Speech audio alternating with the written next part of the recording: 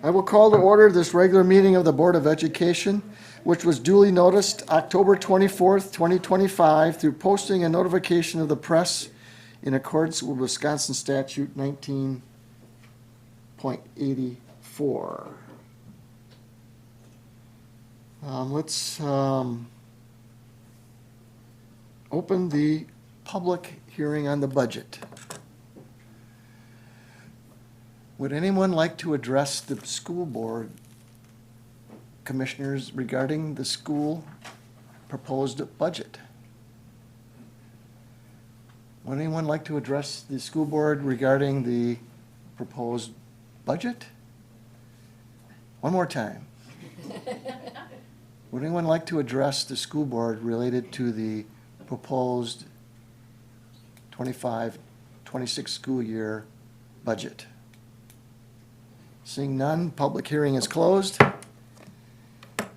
Next, we have the Pledge of Allegiance.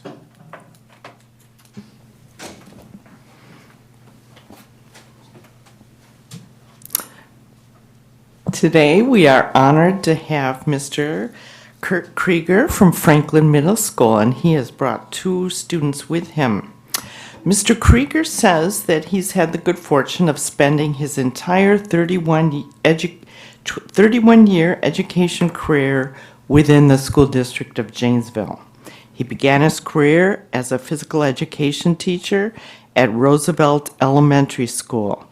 Then he went over to Franklin Middle School to teach health and spent 9 years there as a teacher and academic learning coach. In 2009, Mr. Krieger left Franklin to become principal at Jefferson Elementary School, where he worked for 12 years. This year, he is doing his 5th year at Franklin Middle School as principal. Mr. Krieger earned his Bachelor of Science degree from UW-La Crosse and a Master's in Educational Leadership from Cardinal Stritch University.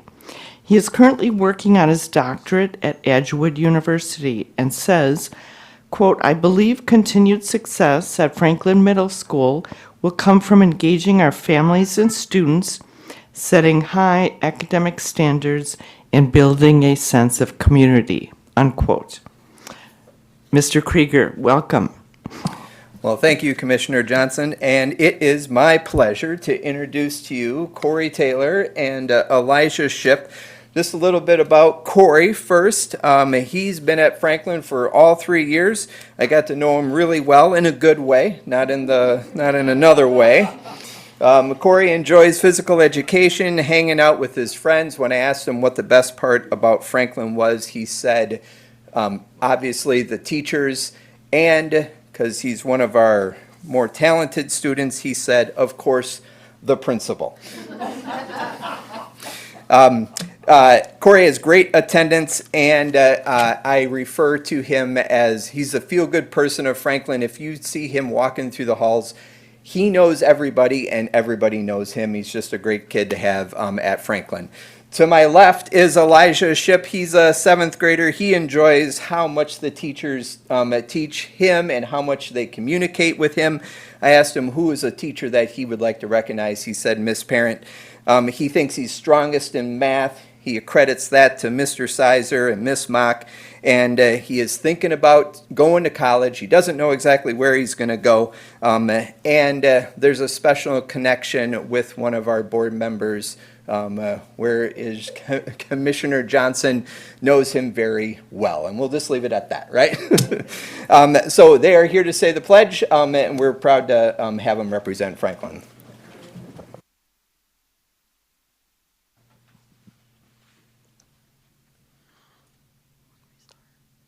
Start.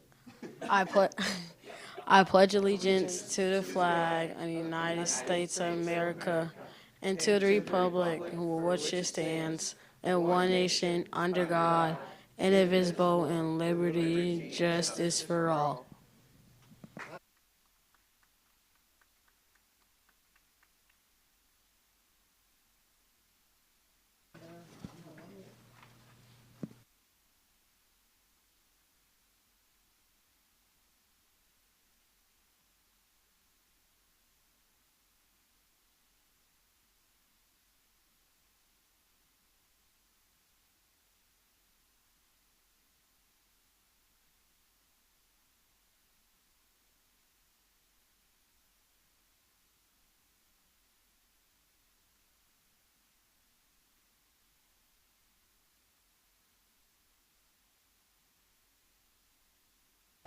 Moving on, 4.2, I need a motion to adopt the Board of Education agenda.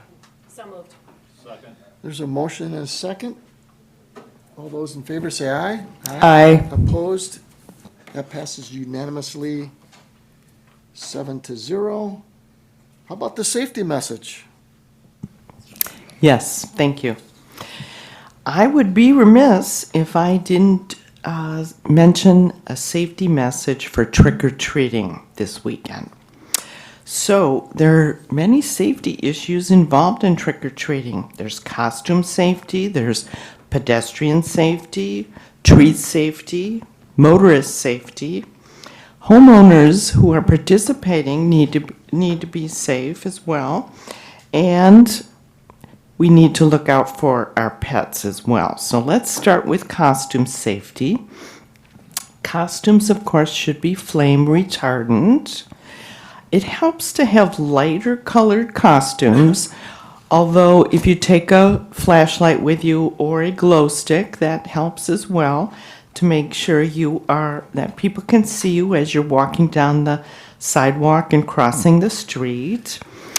It is better to use makeup rather than a mask, but if you do have a mask, make sure you can see through the eye holes and that you have full vision. Make sure the costumes are not so long that the child will trip over them when they're walking. And and then with pedestrian safety, of course, young children really should be accompanied by a responsible adult who should be taking a flashlight or light stick with them. And always remind children to walk and not run and dart across the street in front of motorists or what have you. Just be very, very careful and watchful. And of course, with treats, children should not be eating any candy until they return home, and a responsible adult has time to check through the candy, make sure each is individually wrapped and so forth, and there's been no tears or tampering with the candy. Check novelty toys for potential choking hazards and throw anything away that may look suspicious. If you are out driving on Saturday night between 5:30 and 7:30 on Halloween night, please drive slowly, especially in residential areas. Be very watchful. I mean, it's an exciting time. Everyone's excited about being outside in their costumes, and you just don't want to, have a child dart in front of you and then you're going too fast to stop in time. So just be overly careful and watchful. Homeowners, if you are participating in trick or treat, please leave the porch light on and make sure all obstacles are removed from the lawn and steps and things like that so that no one is tripping or falling down to get their treats. Make sure your pets are in another room when you're expecting trick-or-treaters. You want safety for the children. You want safety for your pets. You don't want your pets to run right out of the house as soon as you open the door because that's going to maybe injure a child or injure your pet and cause a lot of trouble for you and everyone. So there's lots of safety things to think about for trick or treat in order to have a good, happy time. And I know I always loved trick or treating when I was a kid, and I know everybody does. So just to all have a good time and a good, safe time. Thank you. Thank you, Commissioner Johnson, very much. In fact, I had to go back to the grocery store twice in the last couple of weeks because I'm eating all our Halloween candy. Oh, no. All right, moving on. And I apologize if I didn't pronounce your names completely correct. How about from the Rock University High School, Jackie Marquis? Marquise? Marquis. You did it right the first time. Good job. I know, I usually mess it up. Hi.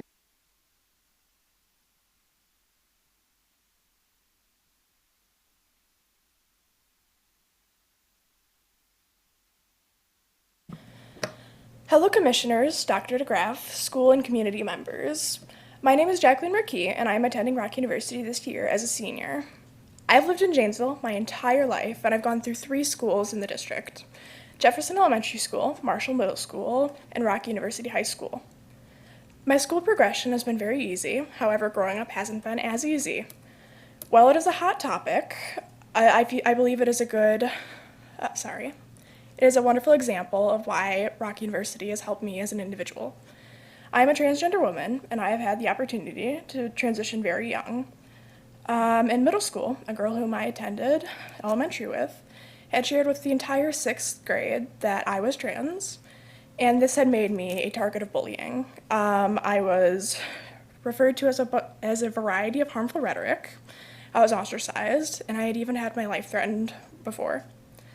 The bullying had gotten increasingly more rampant throughout the years, and that is why I made the choice in 7th grade, after speaking with my cousin, that I would be attending Rock University. He had told me that it is a very accepting school, and it had provided so much opportunity. I had the opportunity to graduate with my associate's degree before my high school diploma. I knew that by going to another school, I was setting myself up for failure, as it's a large school with a lot of people who had been harmful to me in the past. So, in 7th grade, I made the decision that I would attend Rock University. I sent in my application as soon as registration opened. I've been at Rock University since September 2022, and Rock has been better than I ever could have imagined. While here, I've attained 31 of my 63 credits for my Associates of Business Management degree, and I am set to receive my Associates of Business Management before my high school diploma in May 2026. I'm currently taking 14 credits, collegiate, this semester, and 18 next.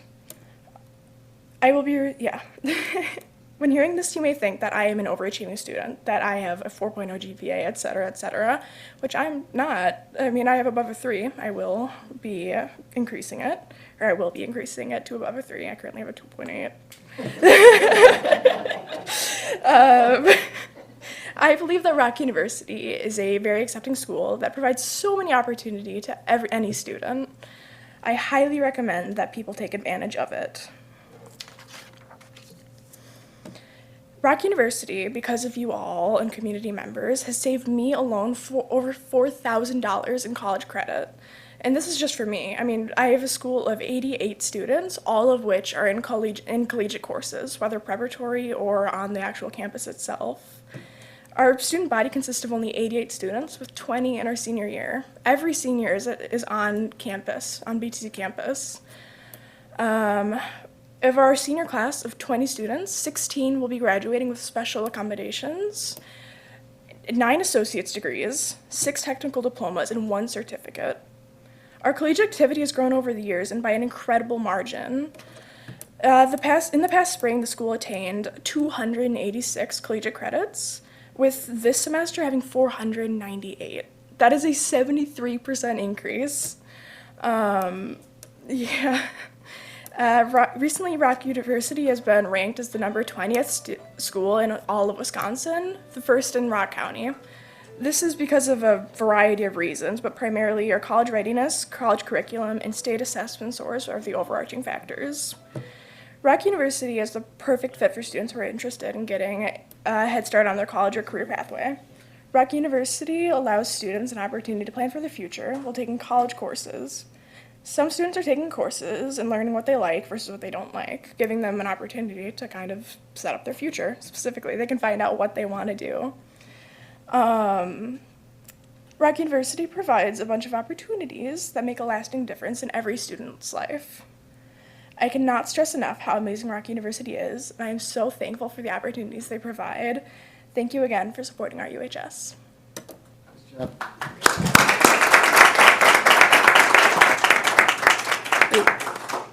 Jackie, that takes a lot of courage. You made my day. Seriously, you really did. And you're an outstanding young adult, and you're going to do great things. Thank you. We're all very proud of you. So keep up the good work. Work on that 2.8. 2.6, come on. All right. Thank you. Thank you, Jackie. All right. Next, from Arise, Alex Holum. Oh, that was 2 for 2. Liz? I know, you're amazing.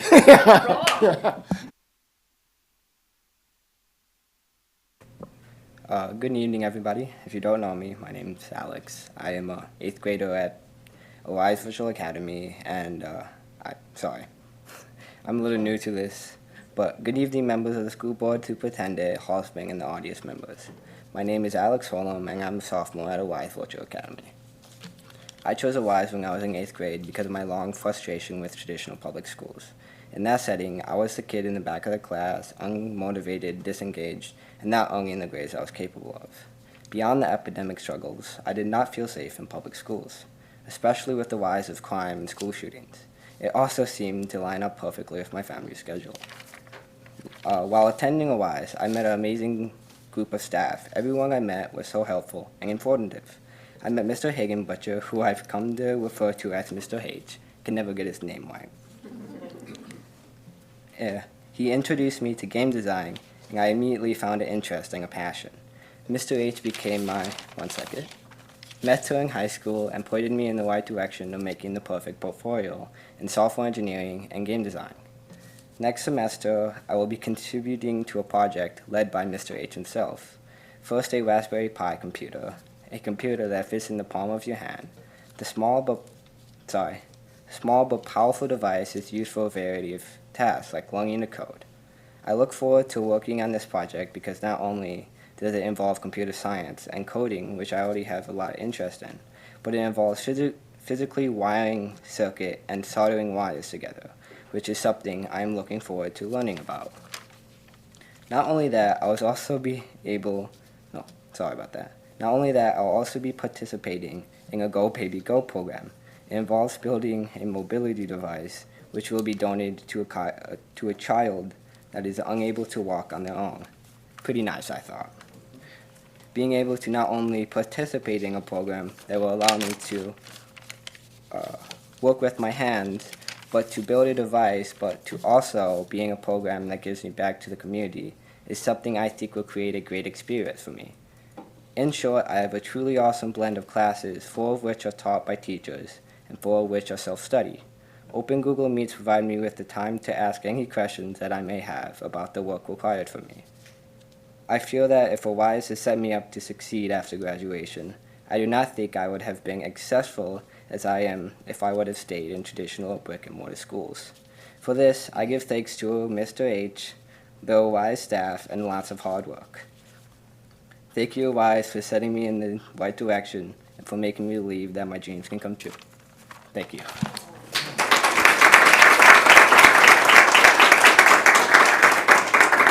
Nice job, Alex. Do you Thank you. have somebody here that, are your parents here? Yeah, he's right there. And what's his name? Tony. Tony? You must be very proud. So Second time please ever tell me you done- got better than a 2.8. Yes, I got a. All right. How you doing, Jackie? All right. Don't like to brag, but All right. Keep up the good work. Thanks Thank you very very much. thank you for having me. All right. Well, if that isn't one reason to be on the school board, right? My goodness. All right. We start trimming down. All right, citizen comments. Nobody. So let's move on to 5.1. Need a motion to approve the consent agenda. So moved. Second. There's a motion and a second. Okay.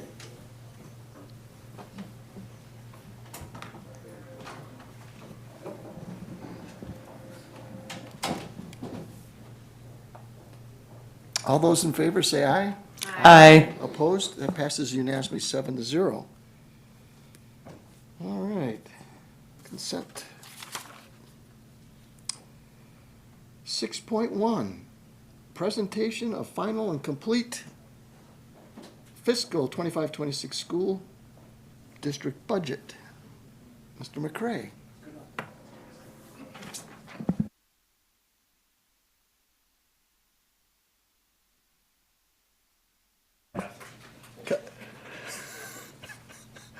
Commissioner Paul every year. Okay, let's go ahead and get started. I believe there's a home volleyball game tonight, but we certainly have lots of information to cover. A lot of thank yous go into the development of a budget. We can go down to Dean Hartley, open enrollment coordinator, to Rachel Monson, who does our third Friday count, which attributes greatly to our revenue limit worksheet, the directors group, the finance committee, including former member Jim Millard, the board, including former member Kathy Myers, Jamie Brown, Carrie Mickelson, school administration, Superintendent Holtzman, Tammy Carlson, and Matthew Sylvester Knutson, who puts forth a tremendous amount of effort this time of the year to bring everything together. But it is totally a group process. When we talk about the budget, you have to think about the budget as not just a particular year. Certainly, you're taking action on this year's budget, but we're closing a year, we're in the current year, we're looking to next year, and we're taking very much a longitudinal approach. Couple things that we always need to navigate is state-imposed revenue limits, federal legislation, potential federal legislation, governmental accounting requirements, certainly the needs of the community, all in really support of what you saw a little bit here this evening, and that's the mission of the school district, to help our students reach their full potential, right? So it was a great precursor to my presentation to hear from two students that represent the best of what Janesville has to offer. And as a note, right, the budget is always a process. What you see today should be better next year, should be better the following year, and so on and so forth. We really try not to operate within a static environment. You have a number of handouts that we sent to you. Please feel free to reference those, but we're going to go ahead and dive into the PowerPoint. If you have a question, feel free to reach out, shout out. I know Commissioner Paul has no issue with doing so, so feel free to take her lead. Big shout out, if you will, goes to our community. I think I say thank you not enough. And we should be very appreciative of the continued support of an operating referendum valued at $14.5 million. Because we have that, today's discussion is very different than if we didn't have $14.5 million as part of our budget. It's a 2-year non-recurring. Essentially, a year from now, we'll be asking voters, pending the board's action in August of 2026, on a potential operating question.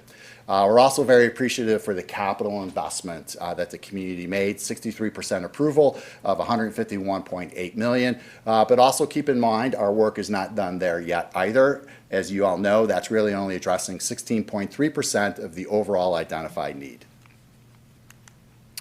We have 4 priority areas you're very familiar with: student excellence, staff excellence, operational excellence, and community partnerships. Hopefully the budget is supporting those priorities of the district.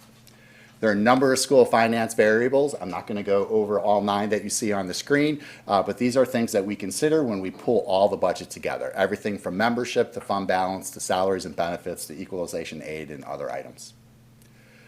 A couple of highlights I referenced earlier. We are in year 1 of 2 of a $14.5 million operating referendum. $14.5 million today will not buy you $14.5 million next year. That's our challenge. We also know, and I didn't restructure the sentence, so forgive me on the grammar, but we increased our special ed staffing to the tune of 10 to address our students' needs. That is an investment, obviously very worthwhile, in support of the mission. A couple of highlights here. What you see and what are part of our budget assumptions is to always present a balanced budget. We did receive $325 per student revenue limit increase, 325 times our 3-year rolling average. There's a little bit of a detail, and we're going to get into that as we move forward. State aid for us increased. Less than 20% of the school districts in the state of Wisconsin saw an increase in aid, right? And that's a bit of a challenge because there was no increase in the overall general equalization aid for all Wisconsin school districts. That value is approximately $5.6 billion that we all compete with, right? And we were the lucky recipients within that 20% to see an increase in aid. That's great for us because equalization aid is property tax relief. It is not additional funds for the district to spend. Special education aid increased as part of the biennial budget to 42% this year. That's 42% based upon the prior year expenses. When we increase special education staffing this year, we're not going to be receiving aid until next year on that increase, so we will see the full cost of that staffing expenditure. Special education aid, as you I'm sure understand because you've been on the board, is certain.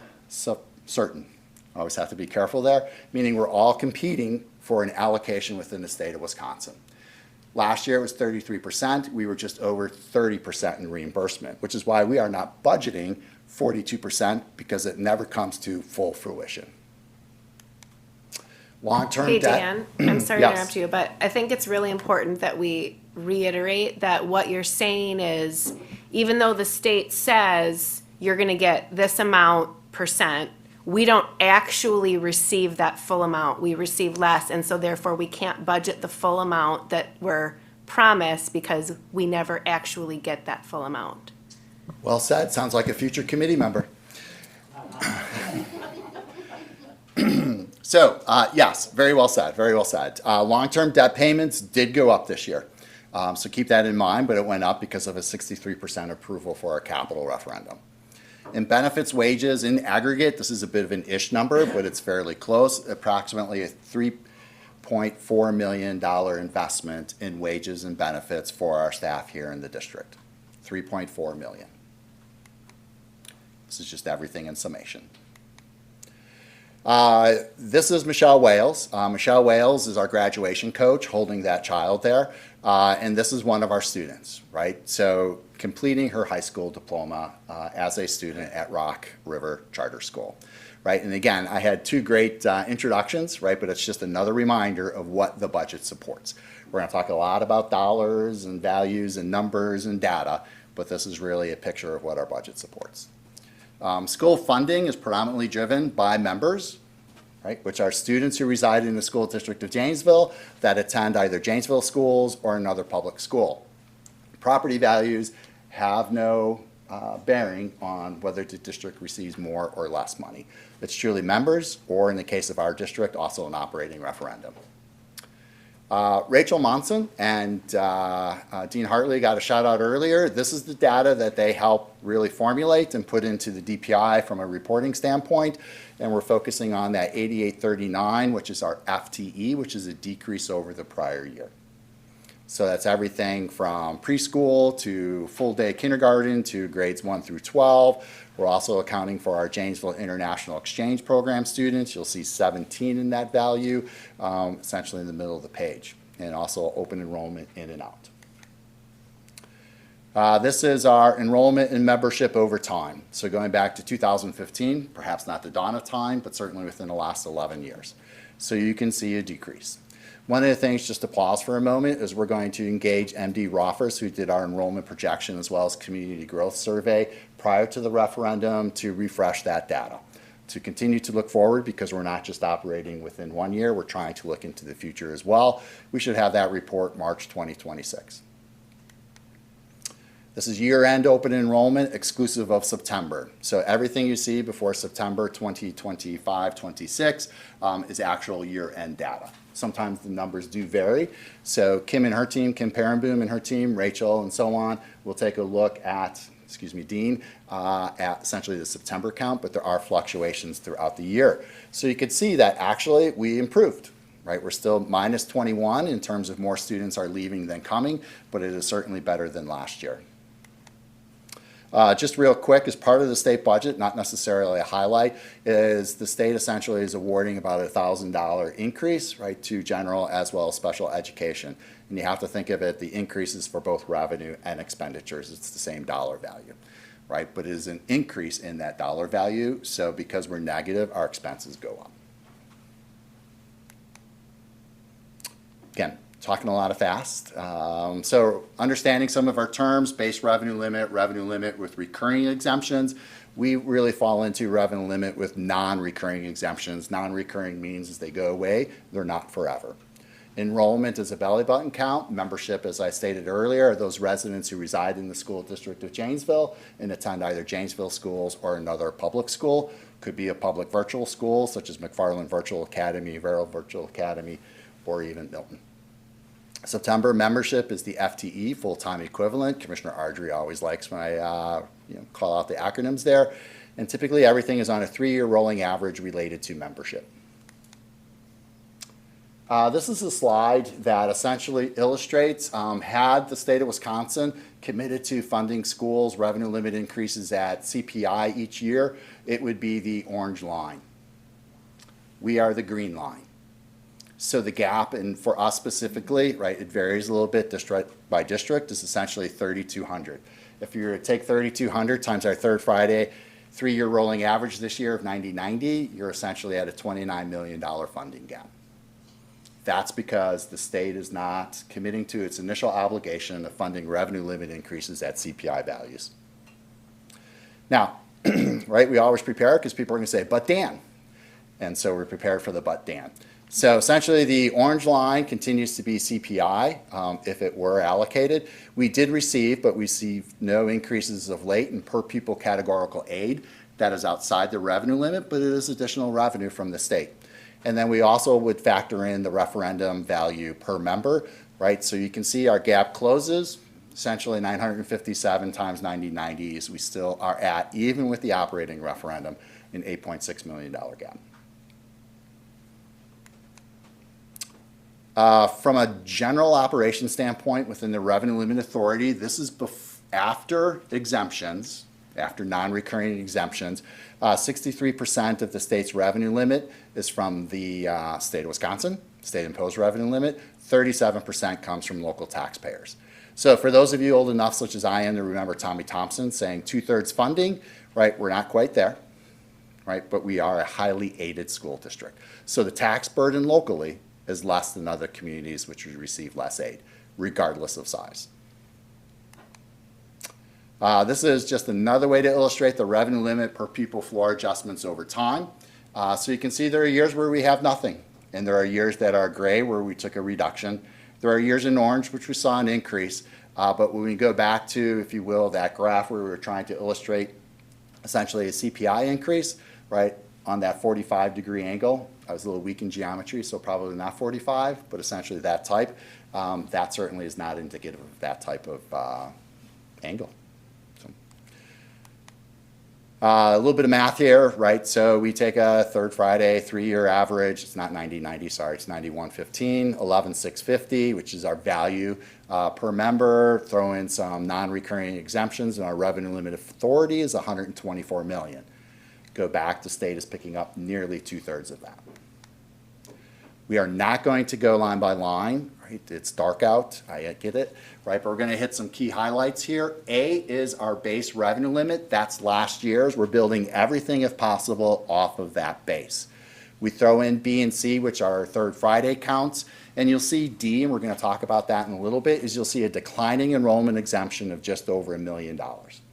That is a circuit breaker to where we do not drop based upon our 3-year rolling average. The state will hold us at a non-recurring basis for 1 year. So where's the $1 million go? That's a very good question. We'll see where the third Friday count comes in next year, but we have to prepare for that. E is our overall property value. Last year we saw a decrease just under 2% in equalized property value. This year we saw a 7.76% increase in property value. So that's good for us. It's a distribution. The question comes is, what is the new construction growth? Because you like new construction within the community because it eases that distribution of the levy, right? So I believe we're just approximately 1% in new construction growth, but we want new construction growth. I'm going to kind of blow through, unless you want me to, go through F, G, H, and I. I will hit H. Those are your non-recurring exemptions to the Revenue Limit Authority. I is all of our aid, including personal property as well as equalization aid. We do a little subtraction there, and we get to what are we allowed to levy for general operations. And I didn't put it on the slide, but it is 45 point whatever million, right? So we have that. We split that between Fund 10 and 38. We add our debt, and we're going to talk about this in a little more detail. Our Fund 80, we are able to tax this year for uncollected taxes the prior year. That's just over 12,000 state statute, so we get to do it. We then have the overall levy, divide that by our equalized property value, and we have a mill rate of $7.70, which is a 31-cent increase over the prior year. Declining enrollment exemption, I briefly spoke about this. It's non-recurring. It's $1 million. That will have an impact on next year's budget, depending upon how our third Friday count goes next year. Also want to talk a little bit about the voucher aid deduction added to the revenue limit authority. That increased just over 300,000. So those are vouchers, right, that are paid to private school attendees, not directly, but indirectly to those schools. We then tax for that. So 1.4 million, you could say local taxpayers are probably picking up nearly a third of that. So $500,000. But it's 19 cents on the mill rate. And if you're mill rate conscious, you want to start, is there another way for 19 cents that would directly benefit the school district of Janesville? This does not directly benefit the school district of Janesville. How are we doing? Okay, great. So Hannah is from the Gazette. So she had me for about 45 minutes talking about school finance. So she's still awake, so you can do it too. Equalization aid. The more property wealthy you are, the more less aid you receive. The more property poor you are, the more aid you receive. So I was chatting a little bit with Hannah about this, and so Janesville, like, we have lovely homes in Janesville, but we are positioned well in terms of our property values per student are lower than other communities. And you can say, well, what other communities? Well, if you were in Whitefish Bay, if you were in DeForest, if you were in Maple Bluff, the suburb of Madison, right? So your property values are going to be very high, and students attending whatever schools in those neighborhoods are, there's more value per student, so there's less state aid. Again, we are a highly aided school district. Doesn't mean we don't have lovely homes here. Our neighbors to the south, their property values are extremely depressed. They receive a significant amount of state aid. This is the equalization aid worksheet, and I'm not going to go through all this unless you ask me to, but I'm going to go directly to I, and essentially all the calculations on shared costs is we had $78 million in equalization aid this coming year. That's a $2.4 million increase next year. Will not say it's going to increase next year, and I may have misspoke this year, $2.4 million increase. Next year, we have to see where our shared costs are at. Our shared costs still should be rather robust because we added expenditures related to our capital referendum. The faster we can spend there and those dollars go up, that is a shared aidable expense for us as a district. Right, so we want to get through those projects. It's 4 years. We can't do it all in year one, but that becomes a shared cost. If our shared costs go up, that's good for us, but we have to keep in mind there's a cap on that $5.6 billion of equalization aid that all Wisconsin school districts are competing for. I like this graph much better than the chart I showed you earlier. This just comes in to where on shared cost, before any other aid, specifically to equalization aid, we are positively aided at that third column from the left, which is the tertiary level. And then overall, we are positively aided 64 to 36%. And I'm rounding. That's good for us. This is Tyler Cartman. He's on our maintenance team. This is an old picture, but I really like the picture. It's actually a picture that the Gazette took. But when we talk about instruction, we also have to think about the other things in addition to construction that support our students.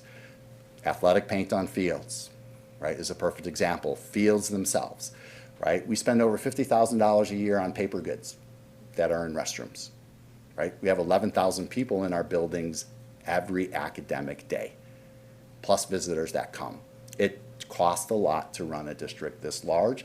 Tyler is just representing some behind-the-scenes backstage work that our staff do. This is the levy by fund.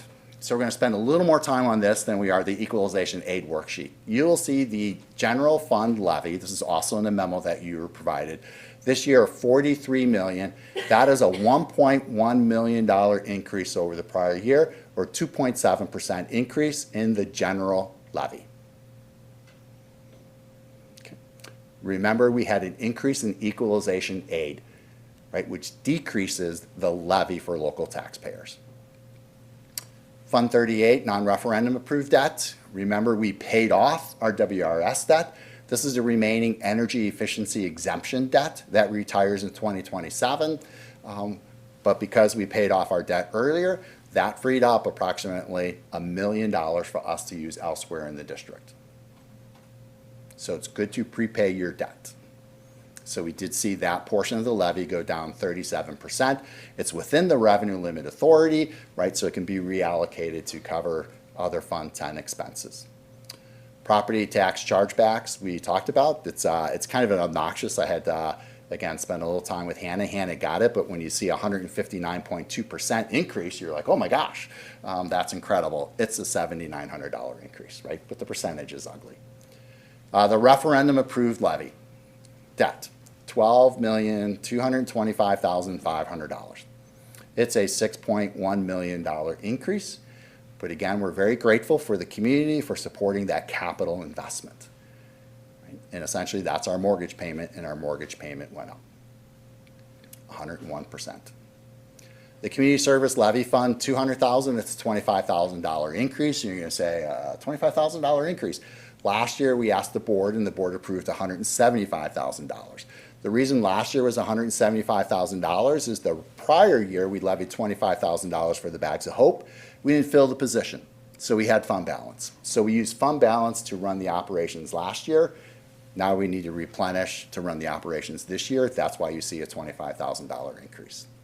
The total levy, operational as well as debt service, is $58 million and change. That's a $6.3 million overall increase, or a 12.3% increase in the levy. Again, we have a significant amount of that because of the voter-approved 63% capital referendum. The projected equalized mill rate. Now, it's important to focus on the term equalized mill rate. So we'll take some time in January, every January we review tax bills, and we try to do the calculation. Okay, you're all residents of the school district of Janesville. You most likely live in different municipalities. Perhaps, I don't think you're all in the city, maybe you are. But your tax rate is not the same because once we provide an equalized levy tax rate to each municipality, we have 5, they then pour it into their system and then they distribute accordingly per parcel. So we always view it as an equalized mill rate. And this is our mill rate over time. Commissioner Ardrey, Commissioner Dahmerhausen, they've been on finance the longest, right? And it's always the dalliance between, as a district, are you levy-centric or are you mill rate-centric? In my prior district, we could say the mill rate was $12.24 every year for 3 years, right? And that allowed the board to say, we've held the mill rate. Every one of those 3 years, the levy went up. Because property values increased, you're able to stabilize the mill rate.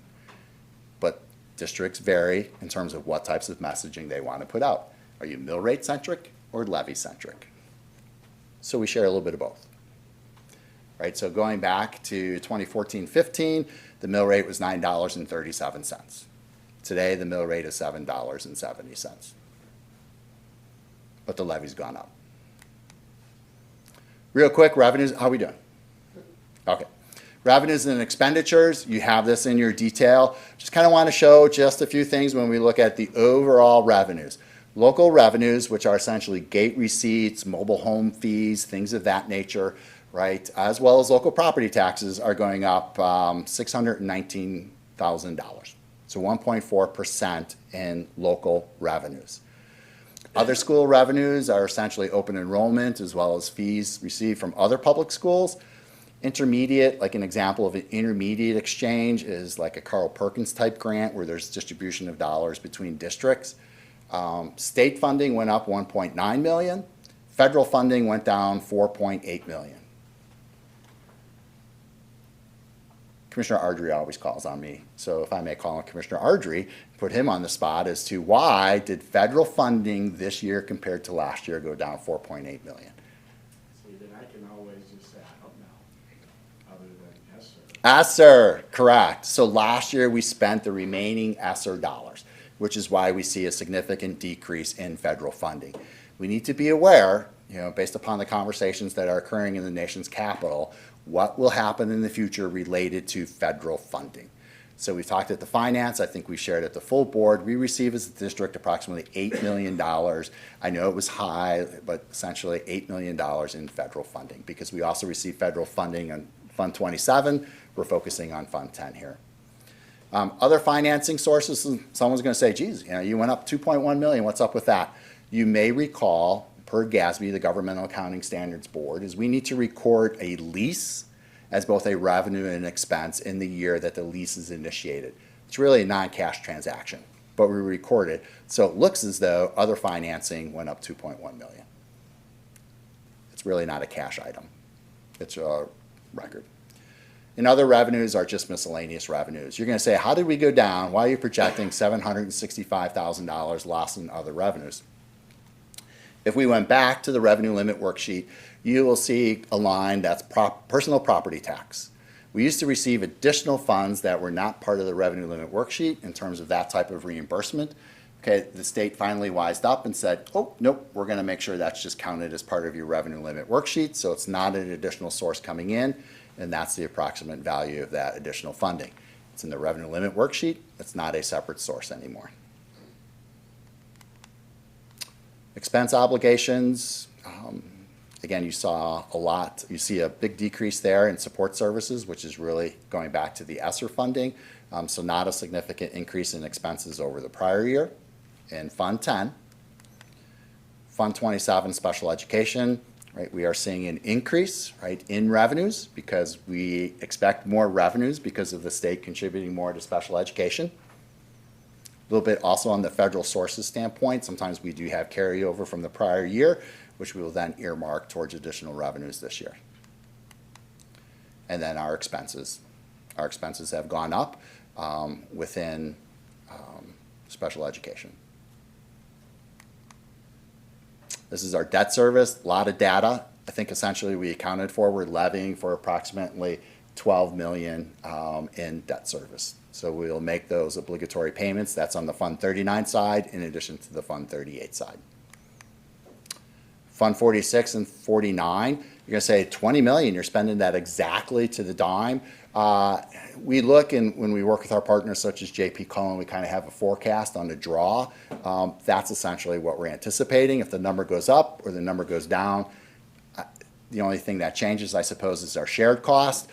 Keep in mind, what we wouldn't want is for us to do 160 million in this year because we only have 151.8 to work with. That's a project over 4 years. It's a plug number. Student nutrition, keep in mind last year we served over 1.5 million meals. We served nearly 6,000 meals plus a day during the school year. That's a $6.7 million giant restaurant here in the school district of Janesville. This is our community service fund. We touched on that, $200,000. Keep in mind, you're going to say, well, how are you incurring all that revenue and expenditures on a $200,000 levy? Keep in mind, Bags of Hope is a tremendous service we provide to the community. So they are fundraising throughout the year, similar to even our early literacy initiative. Right? There are additional funds beyond what the district is contributing. So that is why you see the revenues and expenses much greater than the $200,000, which is only the district's contribution. A couple other funds, just real quick. This is a summation of our debt. Again, our Fund 38 debt retires the energy exemption in 2027. Fund 39, we are already making payments on that, and we have just a little bit left of the 2020 capital referendum, which is $22.5 million. That retires next year. It's $295,000 that's still on the books.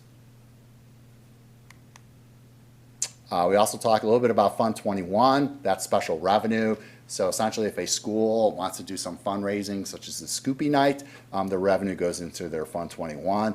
We account for all those transactions. It's just not reportable, nor a budget that the board adopts. Fund 73 is an employee benefit trust fund. You have a memo in your packet related to that. That is the district's contribution to its retiree obligations, other post-employment benefits. This is our fund balance over time. It's a unique equation. Technically, board policy is 17 to 23%. We are at 16.9% of an unrestricted fund balance. So we're a tenth off. Our fund balance is $26,150,000. Just real quick about that, this is a conversation I had with Hannah from the Gazette, is that just doesn't sit there and earn interest all throughout the year. we'll be in a very low cash position come November. We'll probably have about $1 million in the bank. You have a memo in your packet. One of your board actions tonight is to approve a line of credit for up to $5 million. We typically don't tap near $5 million. We're probably in that $2 million, maybe $2.5 million range. But $5 million is enough of a ceiling to where we don't have to come back and say, oops, we need a $2.7 million. So $5 million is a nice cap. Last year, our interest costs related to these obligations for the short term that we drove with the line of credit was essentially $15,000 in interest.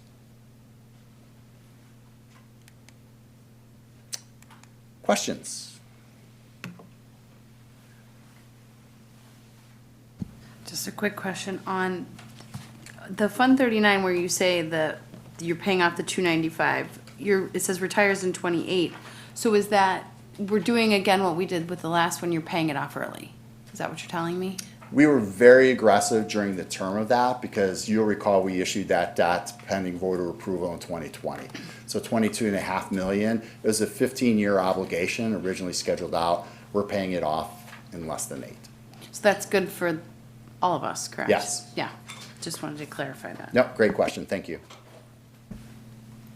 I have a question.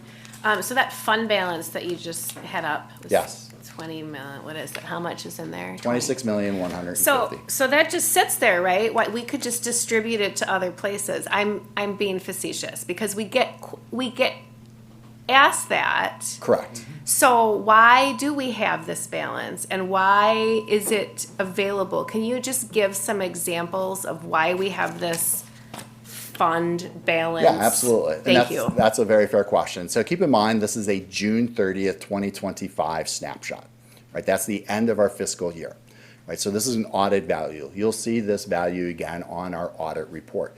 But keep in mind, nearly 10 million of that is a receivable, right? And it's a receivable because we haven't necessarily collected it until August. So part of how our local property tax are paid to us as a district, it comes after the conclusion of the fiscal year in which we needed that obligation. So it's a receivable. But let's just go back and keep it simple. It's 26 million. Okay. So we have July payrolls and health insurance. We have August payroll and health insurance and utility bills during those months. We do receive an aid payment, which is about 15% of that 73 million off the top of my head that we're expected to receive. 15%.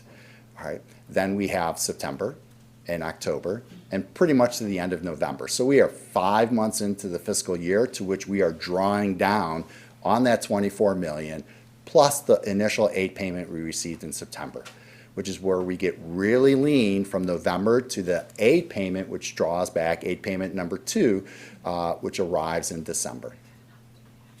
Okay. When I say burn through that, we don't burn through it casually, right? We have obligations, right? So we have obligations in December and we have obligations in January.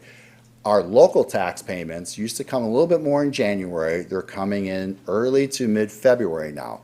So we get really lean come January because it's a collection issue for our local municipal partners, right? So we'll tap it again then, right? And then we'll essentially finish the year in good standing. So to your point, Commissioner Paul, is we're high, but we essentially need that quote-unquote fund balance to pay the grocery bills every day, even though we get a September and then later December aid payment.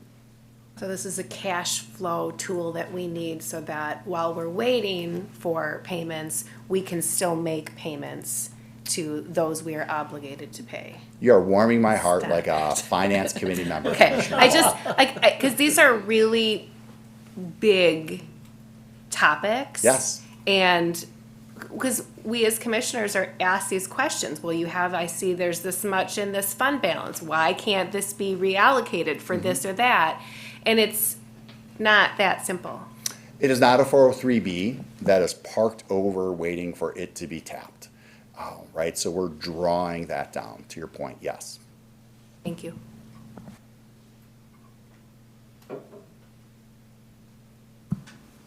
I move that we adopt the 2025-2026 annual budget as presented via the Wisconsin Department of Public Instruction, Form 6590.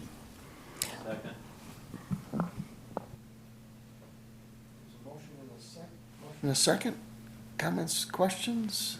I just want to say something.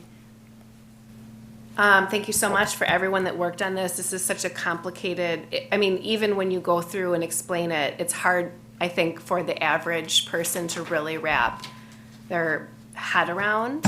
And we're really lucky to have the expertise we have in finance. So thank you so much, you. Mr. McCray, for walking us through this. And we want to encourage our young people out there to get into careers of school finance because we need people with this expertise, right? So thank you. Absolutely. Thanks, everyone. I work with a great team. It's a team effort.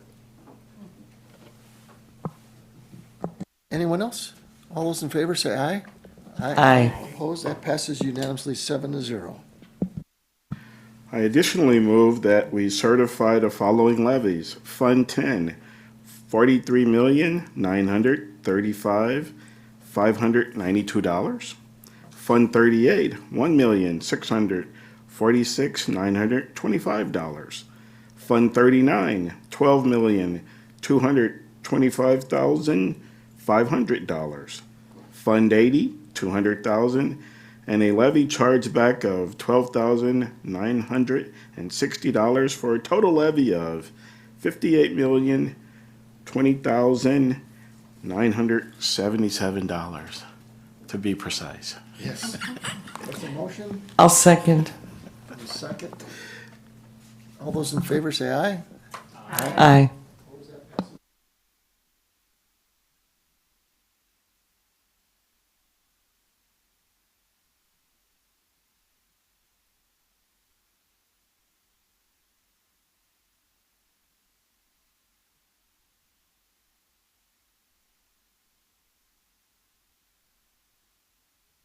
Approval of a resolution authorizing a taxable tax and revenue anticipation promissory note for cash flow purposes in an amount not to exceed $5 million.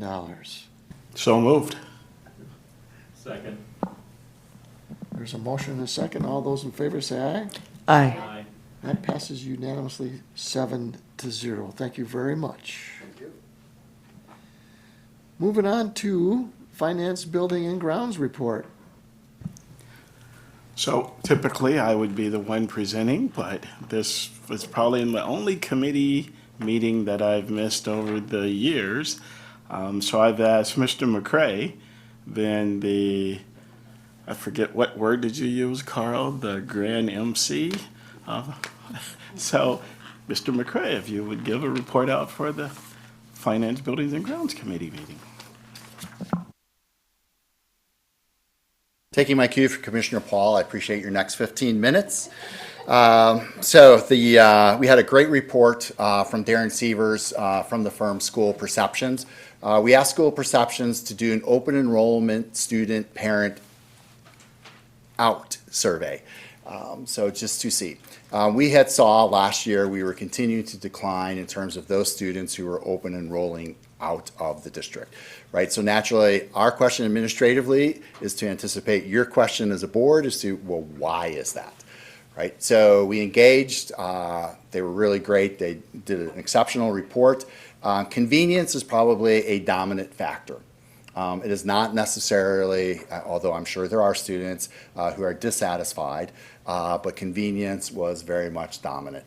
Whether it's childcare, to work, and really, I'd say that's the dominant theme. I believe the report is included as part of the committee packet as well as part of the board packet. There's still some digging we need to do. This is an agenda item for the Finance Committee, if you will, come January. I think there's just some, I'm really kind of into mapping. So can we map those students? Where do they reside? Are they city center? Are they on the peripheral? What is happening? There are also perhaps some other opportunities. I know administratively with the board support, we've taken initiatives from a direct mail campaign to boost our attendance at Arise Virtual as well as Rocky University High School. We kind of want to take, if you will, more of a building by building dive as to exactly what is happening rather than looking at the aggregate. I skipped over a very important point. There were probably 600 families that were asked to participate in the survey. We had a response rate of about 18%, and our friends at School Perceptions felt as though that was a very valid response rate. So I don't know if any of the other commissioners have anything to add to that, but that was a good presentation. Our work there is not yet done. We also had two individuals from Epstein Union Architects, as well as Mike Johnson from JP Cullen, to give us an update to really talk about the work that is going on behind the scenes. Right. Essentially, we won't begin true work until June of 2026. So what is happening? There's a lot of design elements that go into retrofitting our buildings for new mechanicals. I know we're working on special education spaces and other items. There's just a lot of detail work when we're looking at retrofitting, buildings of our age here.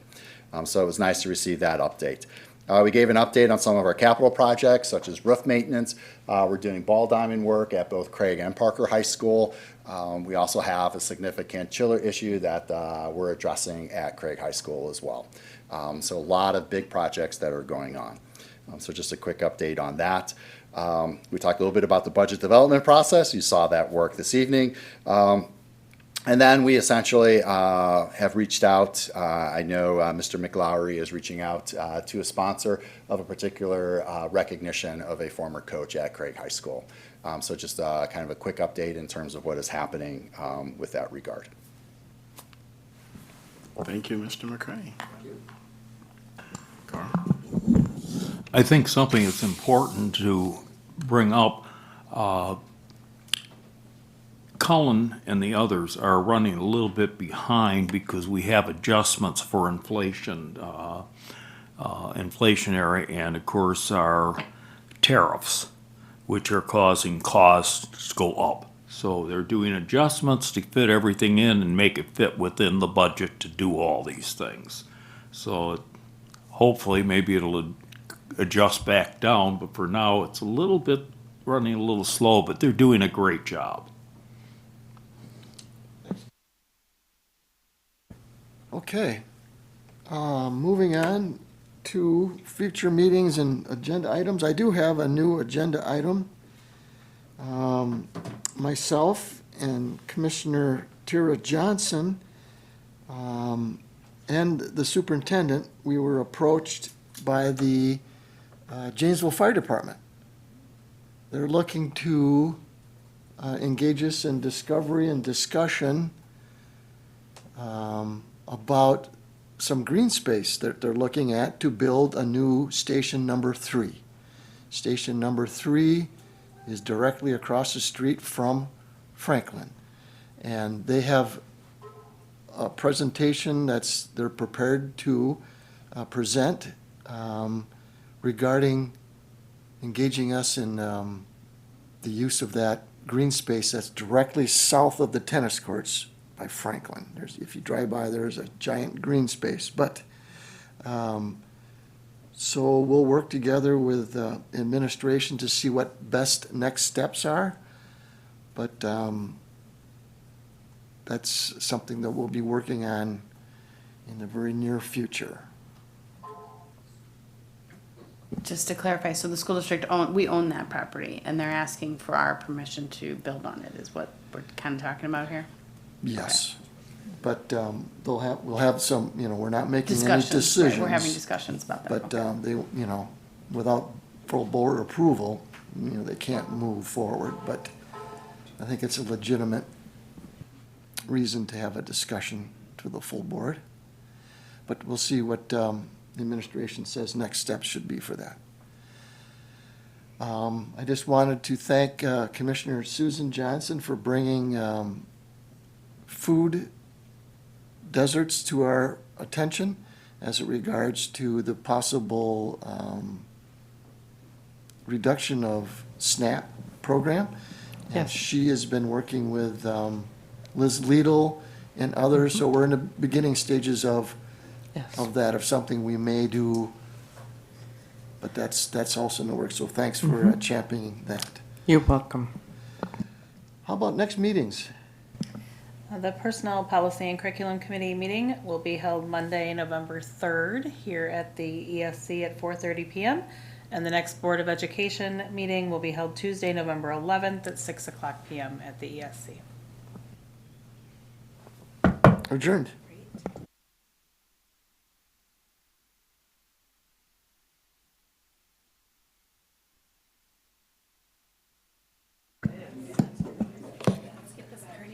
Let's go.